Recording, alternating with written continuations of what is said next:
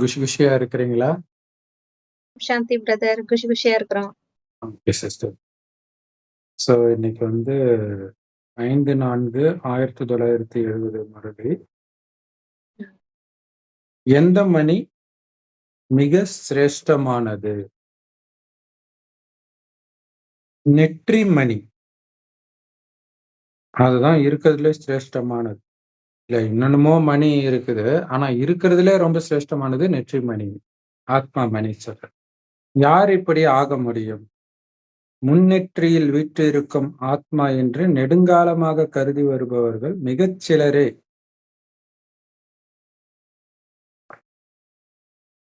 முன்னெற்றியில் இருப்பவர்கள் ஒரு சிலரே. இதயத்தில் பலர் உள்ளனர். அனைவருடைய பார்வையும் முதல்ல முன்னெற்றின் மீதே செல்கிறது. ஆகவே நீங்க அந்த மாதிரி நெற்றிமணியாக வேண்டும்.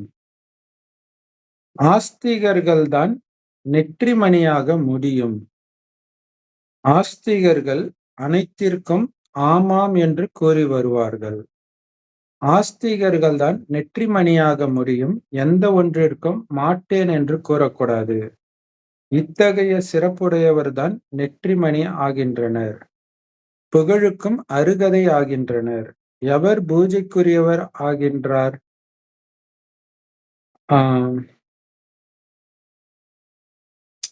இங்க வந்து ஜீஹா பாபா சொல்றது எல்லாத்துக்கும் ஓகே பாபா, ஓகே பாபா. ஒரு ஸ்ரீமத்துக்கு கூட முடியாது அப்படின்னு யார் சொல்லாம இருக்கிறாங்களோ அவங்கதான் நெற்றிமணி அப்படின்னு பாபா சொல்றாரு. அவங்கதான் புகழுக்குரியவர்களாகவும் ஆகுறாங்க. பூஜைக்குரியவராக யார் ஆகுறாங்க? ஒரே சிறப்பின் மூலமாக நீங்கள் இரண்டிற்கும் அருகதையாக முடியுமா? புகழுக்குரியவராகவும் பூஜைக்குரியவராகவும் ஒரே சிறப்பின் மூலமாக ஆக முடியுமா அப்படின்னு பாபா கேட்கிறாங்க. அல்லது ஒவ்வொன்றுக்கும் தனித்தனி சிறப்பு தேவையா? பல தேவதைகள் ரொம்ப புகழப்படுறாங்க. ஆனா குறைவாகவே பூஜிக்கவும் படுகின்றன. ஆனால் சில தேவதைகள் புகழவும் படுகிறார்கள், பூஜிக்கவும் படுகிறார்கள்.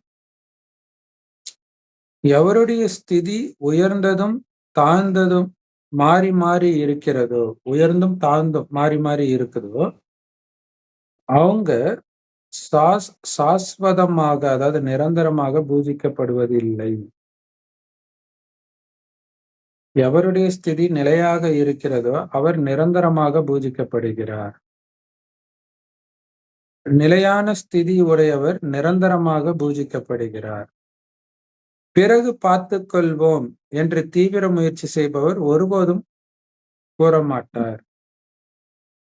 இப்போதே செய்வோம் என்பார். பிறகு பார்த்துக் கொள்வோம் என்று கூறுபவர்கள் குறைவாகவே பூஜிக்கப்படுவார்கள். ஆகவே பிறகு பார்த்துக் கொள்வோம் என்று நீங்கள் சொல்லக்கூடாது. இப்பவே செய்து விடுவோம் அப்படின்னு தான் சொல்லணும். இந்த மாதிரி ஆத்மாதான் தீவிர முயற்சி செய்பவர் எனப்படுகிறார்.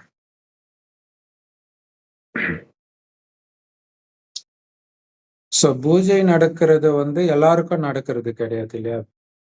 ஆனா புகழ் வந்து இந்து மதத்துல உள்ள எல்லா தேவதைகளுக்குமே புகழ் இருக்குது. ஆனா பூஜை எல்லாருக்கும் நடக்கிறது கிடையாது. அப்ப ரெண்டுமே நடக்கணும் அப்படின்னா அது ஒரு சிலருக்கு தான் நடக்குது. யாருக்கு நடக்கலன்னு சொல்றாரு பாருங்க. திடீர்னு ரொம்ப பவர்ஃபுல்லா இருக்கிறாங்க, உடனே அப்படியே கீழே வீண் விஷயங்கள், விகார விஷயங்கள், துக்கம் ஆகுது, கோபப்படுது. அந்த மாதிரி இருக்கிறவங்களுக்கு பூஜை நடக்காதுன்ட்டு. நிரந்தரமா பூஜை நடக்குது. ஒரு 10 அம்மனை இது பண்ணிட்டு வருவாங்க அந்த நவராத்திரி டைம்ல. அந்த திருநெல்வேலி பக்கம்லாம் அந்த மகிஷாசுர மர்த்தினி, அந்த மாதிரி உச்சி மாகாளி, அந்த மாதிரி ஒரு 10 அம்மனை சப்பரம் மாதிரி எடுத்துட்டு வருவாங்க. தேர் மாதிரி சின்ன சின்ன தேரா.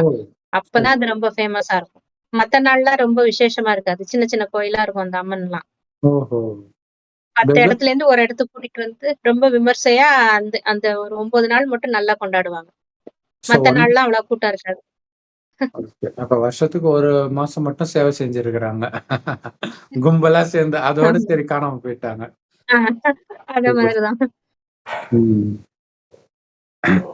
இங்க மெயினா வந்து மனநிலை, அதுதான் ரொம்ப முக்கியமான விஷயமா சொல்றாரு. ம். ஏன்னா சேவை செய்யறத விட ரொம்ப முக்கியமானது மனநிலை தான். ஏன்னா நீங்க சொல்ற மாதிரி நீங்க இருக்கிறீங்களான்னு பார்த்துக்கிட்டே தான் கேட்பாங்க. ம். ஸோ அப்ப மனநிலை ஒரே மாதிரி இருக்க வேண்டியது ரொம்ப முக்கியம். அப்படி இருக்கிறவங்க தான் பூஜையும் நிரந்தரமா நடக்கும். ஸோ நிலையான ஸ்திதி உடையவர் நிரந்தரமாக பூஜிக்கப்படுகிறார். ஸோ அப்ப ஒரே மாதிரி மனநிலை இருக்குன்னா பாபா நினைவிலே இருப்பாங்க அல்லது ஞானத்தை சிந்தனை பண்ணுவாங்க. அதெல்லாம் இன்னைக்கு பாபா வந்து சொல்லியிருப்பாரு வரதானத்துல. அன்பில் மூழ்கிய நிலையில இருக்கணும் அப்படின்னா ஒண்ணு பாபாவை நினைவு செய்யுங்க, அல்லது எதை அடைய போறோம் அதை நினைவு செய்யுங்க, அடைஞ்சதை நினைவு செய்யுங்க, ஞானத்துல முக்கியமான பாயிண்ட் நினைவு செய்யுங்க. இதுலயே பிஸியா இருக்க வெளி உலக விஷயத்துல புத்தி மயங்காது. வெளி உலக விஷயத்துல மயங்கினாலே ஒரே மாதிரி தான் இருக்கும் மனநிலை. ஸோ இதுலயே கவனமா இருக்கணும். ஏன்னா இங்க மனநிலை தான் ரொம்ப முக்கியம். சேவையை விடவுமே ரொம்ப முக்கியமானது. ஸோ பாபா சொல்ற எதையுமே அப்புறம் பார்த்துக்கலாம். குறிப்பா குணத்தை மாத்துறது கேட்கிறோம். அதுக்குன்னு நம்ம சிரத்தை எடுத்து இன்னைக்கு ஃபுல்லா அதையே மைண்டுக்குள்ள அசைப்பட்டு குணமா மாத்தணும் அப்படின்னு தீவிர முயற்சி எல்லாரும் பண்ண மாட்டாங்க. அப்படின்னாலே அப்புறம் பார்த்துக்கலாம்னு அர்த்தம். அப்ப அதை தீவிர முயற்சின்னு சொல்ல முடியாதுன்றார். தீவிர முயற்சி பண்றவங்க அப்படி சொல்ல மாட்டாங்க. பாபா சொல்றத அப்பப்ப தாரணை பண்ணிடுவாங்க. மம்மாவும் சரி, பிரம்ம பாபாவும் சரி, அதான் பண்ணிட்டு இருந்தாங்க. இப்பவே செய்வோம் அப்படின்னுவாங்க. பிறகு பார்த்துக்கலாம்னு தள்ளி போடுறவங்களுக்கு பூஜையும் ரொம்ப கம்மியா தான் நடக்கும்ன்று. வாரத்துக்கு ஒரு நாள் அந்த மாதிரி. அல்லது இன்னும் மாசத்துக்கு 2 நாள் பௌர்ணமி அப்ப அல்லது அமாவாசை அப்ப அந்த மாதிரி ஒரு குறிப்பிட்ட திதி மட்டும் இந்த மாதிரிலாம் நடந்துட்டு இருக்கும். அதனால பிறகு பார்த்துக்கோன்னு நீங்க சொல்லக்கூடாது. இப்பவே செய்வோம் அப்படின்னு தான் சொல்லணும். இல்ல இப்பவே அதுதான் தீவிர முயற்சி. வருங்காலத்துல நீங்க அனைத்து குணங்களிலும் நிரம்பியவராக ஆக போறது நிச்சயம்தான். ஆனா இப்பவே நீங்க சர்வ சக்திகள்ல நிரம்பி இருக்கணும். அங்க வந்து எல்லா குணங்களும் இருந்துரும் சொர்க்கத்துல. ஏன்னா அங்க வாயுமண்டலம் அப்படி இருக்கும். மற்றவர்களுடைய குணத்தை நம்ம கிரகிப்போம். அது கரெக்டா இருக்கும். ஆனா இப்ப அனைத்து சக்திகள் வேணும்.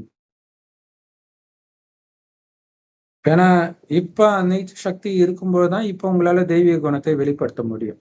சக்தி இல்லைன்னா வெளிப்படுத்த முடியாது. அசுர குணம் தான் வெளிப்படும். சர்வ சக்திகளால நீங்க எந்த அளவுக்கு நிரம்பி இருக்கிறீங்களோ அந்த அளவுக்கு தான் சர்வ குணங்களாலும் நிரம்பி இருக்க முடியும். சக்திகள் அதுதான் இல்லையா? சக்தி இப்ப பொறுத்து கொள்ளக்கூடிய சக்தி இருந்துச்சுன்னா அமைதியா பேசுவீங்க. அந்த சக்தி கம்மியா இருந்துச்சுன்னா அமைதியும் கொஞ்ச நேரத்துக்கு தான் இருக்கும். அப்புறம் காணாம போயிடும்.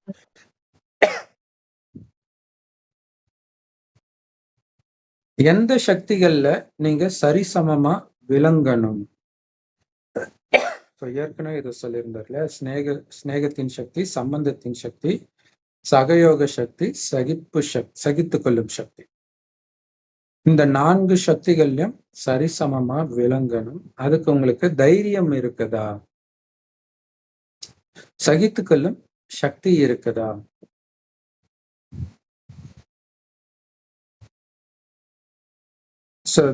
தைரியம்னா தைரியம் இது ஏற்கனவே படிச்ச மாதிரியே இருக்குது. தைரியமா இருக்கிறவங்களுக்கு சொல்லுங்க சிஸ்டர். அந்த பாயிண்ட்ஸ் திருப்பி வருது. அந்த 4 பாயிண்ட்ஸ் அதே இது வருது. அப்ப தைரியம் வச்சீங்கன்னா பாபா கிட்ட இருந்து உதவி கிடைக்கும். உதவி வந்து பாபா உதவி பண்ணுன்னு கேட்டாலும் கிடைக்காது. தைரியம் வச்சாதான் கிடைக்கும். இல்லையா? பாபா சொல்ற மாதிரி நான் நடந்துக்கிறதுக்கு தைரியம் வைக்கணும். அப்ப தானா உதவி கிடைக்கும். சதா தைரியத்துடன் இருந்து வாருங்கள். தைரியத்தை கடைபிடிக்கணுமே தவிர கேட்டு பெறுவது கிடையாது. அது நடக்காது. அப்பதான் பாப்தாதா கிட்ட இருந்தும் பரிவாரத்துக்கிட்ட இருந்தும் உதவி கிடைக்கும். தைரியம் வச்சீங்கன்னா தானாவே உதவி கிடைக்கும். நீங்க அன்பு ஸ்வரூபமாகவும் குறிப்பா சேவையில எல்லாம் பார்க்கலாம். தைரியமா அந்த சேவை பண்ணும்போது தானாவே ஹெல்ப் வர்றதெல்லாம் நம்மளால பார்க்க முடியும். ஆனா அதுக்கு நம்ம பண்ணணுமே. பண்ணாதானே ஹெல்ப் வர்றது தெரியும். முதல்ல நம்ம அப்ப ஸ்டெப் எடுத்து வச்சா பாபா ஹெல்ப் பண்ணுவாங்க. அப்ப தைரியம். ஏன்னா சேவை செய்றவங்களுக்கு தானே உதவி தேவை. நீங்க உதவி பண்ண அப்புறம் சேவை செய்றேன்னா எப்படி? சேவை நல்லா செய்யும்போது அது இருக்கும். தானா வந்துரும். ம். ஆ சோ குணத்திற்குமே அப்படித்தான். நீங்க அன்பு சொரூபமாகவும், சக்தி சொரூபமாகவும் இருக்கணும். என்ன ஆனாலும் சரி. அன்பு சொரூபமா, சக்தி சொரூபமா இருக்கும். 2மே அவசியம். சக்தி சொரூபத்தின் மூலமா தான் வெற்றி அடையறீங்க. அன்பு சொரூபத்தின் மூலமாக மற்றவர்களுடன் சம்பந்தத்துல வரீங்க. சக்தி இல்லைன்னா மாயைய உங்களால வெல்ல முடியாது. அன்பு இல்லைன்னா சேவை பண்ண முடியாது. சேவை செய்யறதுக்கு மத்தவங்க உங்ககிட்ட வரவும் மாட்டாங்க. இல்லையா? சோ 2மே தேவை. பாபாவை சர்வசக்திவான் மற்றும் அன்பு கடல் அப்படின்னு போற்றப்படுறாரு இல்லையா? அந்த மாதிரி நீங்க கூட அன்பாகவும் சக்திசாலியாகவும் இருக்கணும். ஏன்னா பாபாவுடைய மகிமை அவருடைய குழந்தைங்க கிட்ட இருக்கும் தானே. நீங்க எல்லோரும் அதிர்ஷ்ட நட்சத்திரங்கள். ஆனா இப்ப நீங்க உங்களை வெற்றி நட்சத்திரங்களாக கருதணும். தற்காலிக பலனை அடையிற ஆசை யாருக்கு இல்லையோ அவங்கதான் வெற்றி அடைய முடியும். இல்லையா? உடனடியா வெற்றி அடையணும், நான் நினைச்சதை நடக்கணும் அப்படின்னு நினைத்தால் கோபம்தான் வரும். அப்ப வெற்றி அடையாது. ஏன்னா இங்க பொறுமை சக்தி தான் ரொம்ப முக்கியம். இது கண்டிப்பா வெற்றியை கொடுக்கும் அப்படின்னா அந்த பொறுமை சக்தி இருக்கணும். சோ பொறுமை சக்தி இருக்கணும், அன்பு இருக்கணும், சக்திசாலியாகவும் இருக்கணும், சகித்துக் கொள்ளும் சக்தியும் இருக்கணும். சோ அவ்வளவுதான். ஓம் சாந்தி. Thank you sister. ஓம் சாந்தி. தேங்க்யூ. சோ அடுத்த முறை பார்க்கலாம்.